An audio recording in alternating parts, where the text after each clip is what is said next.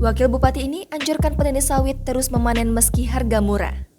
Dalam seminggu terakhir, para petani sawit swadaya di Kabupaten Ogan Komering Ilir, Provinsi Sumatera Selatan, enggak melakukan kegiatan panen buah sawit di kebun masing-masing. Anjloknya harga tandan buah sawit atau TBS ini sangat memukul petani karena sebelumnya harga sempat melonjak dan menyentuh Rp3.600 per kilogram. Kejayaan tingginya harga TBS dirasakan tepat sebelum bulan Ramadan 1443 Hijriah atau bulan April 2022. Ironisnya setelah itu, harganya terus merosot apalagi usai pemerintah melarang ekspor crude palm oil atau CPO.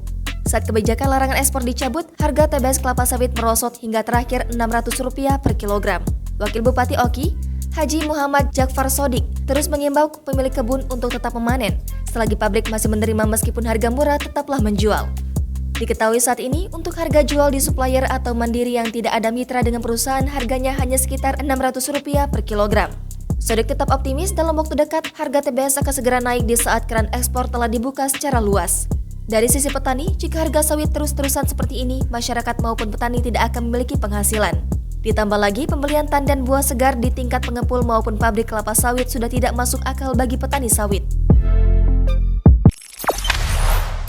Jangan lupa subscribe, share, komen, dan like ya!